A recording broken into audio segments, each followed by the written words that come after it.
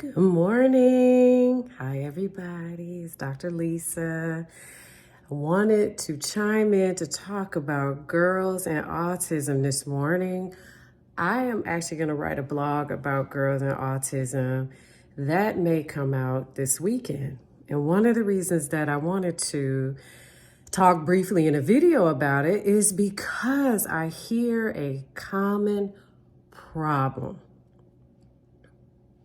Some of you that actually have girls who have been diagnosed with autism probably already know the problem.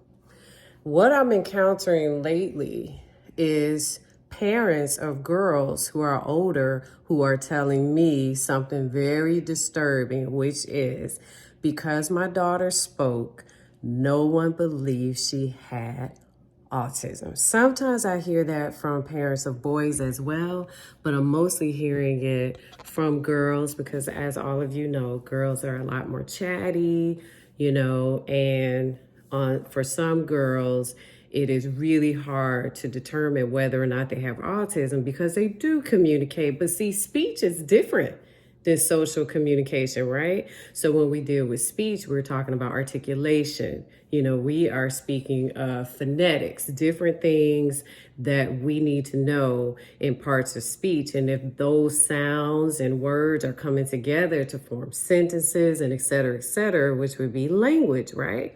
Right. So with autism, of course, we are viewing, when we evaluate kids, social communication, right? And social interactions. So with older kids, that part can be tricky, especially in girls, because like I said, girls are more communicative sometimes, right? Which makes it hard.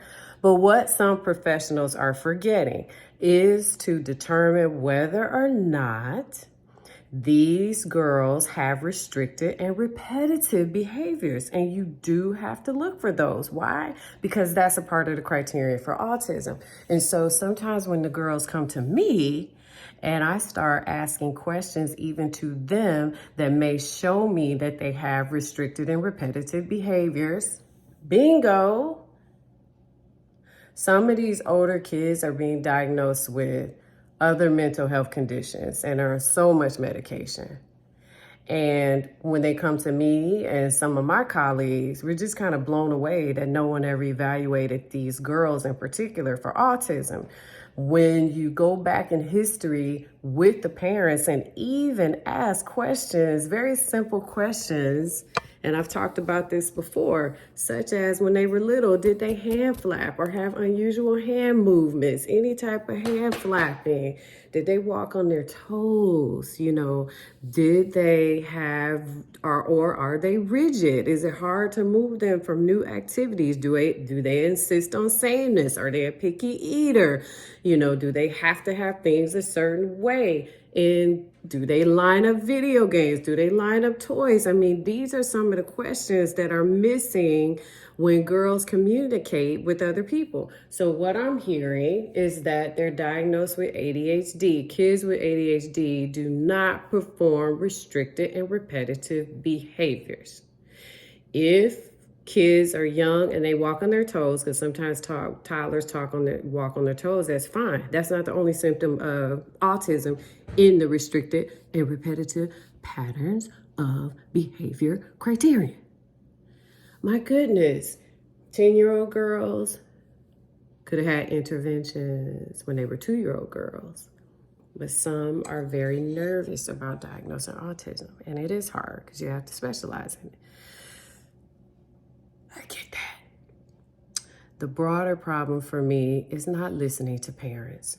Parents do not come for testing for autism if they do not believe that their kids do not have autism. And as professionals, we need to do a better job of listening to parental concerns. I've heard parents being dismissed. It's not autism because your kid talks. I've heard of parents feeling stupid because even family around them will say, this is not autism, she talks.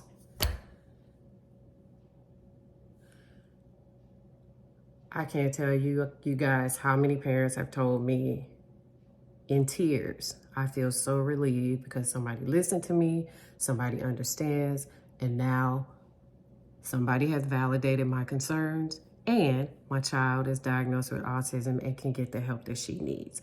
We need to stop overlooking mental health, especially autism, in girls. Again, speech does not mean that, or speaking skills does not mean that kids do not have, girls in particular, do not have autism.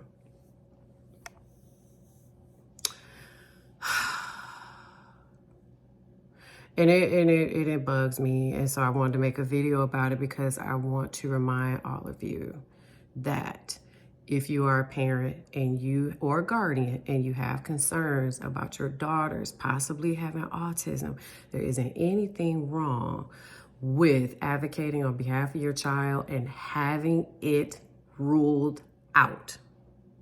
Meaning, it may not be autism, but there's nothing wrong with checking. On the other hand, I know a lot of you are listening to your pediatricians. There are some very savvy pediatricians who are definitely on board with testing for autism. But then I hear about some who go, oh no, give him till he's 3, give him till he's 4.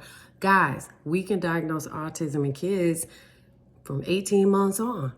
18 months. And a lot of parents will tell you, I noticed these symptoms when my child was a baby. I noticed these symptoms when my child was almost 2. I noticed these symptoms definitely when my child was 3, right?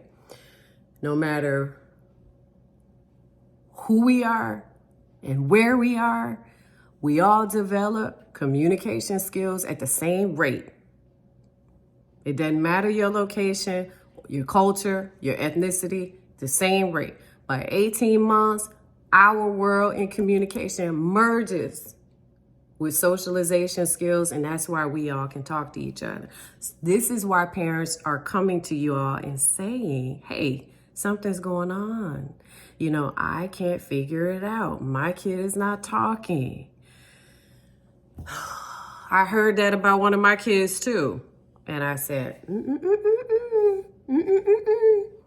this child should talk. We're going to do something about this. And we did. And that child is just fine. So when I come to you all and I tell you all these things, it's not because I am some psychologist without experience who is just talking to you. I am coming to you because I care about you. I'm also a parent.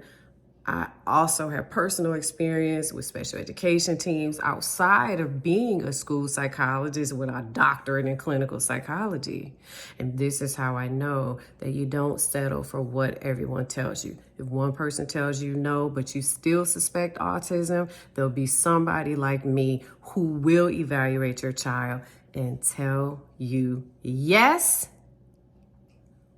this is autism or no. So let's talk about restricted and repetitive behaviors. Again, that is the part of the criterion that we're looking for children who may have autism, okay?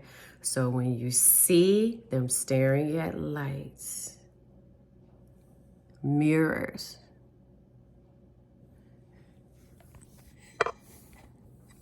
spinning objects, kind of fixated on them, hyper-focused. Some of my parents say hyper-focused. Rigidity, okay? All kinds of different behaviors that I can identify, okay? Kids don't have to have all of those symptoms. This is why we call it a spectrum, okay? So go off of your gut instinct, parents. If you think that your child may have autism, I'm pretty sure you are right. Okay, so you all know if you have questions, you can definitely ask me. All right, have a good day.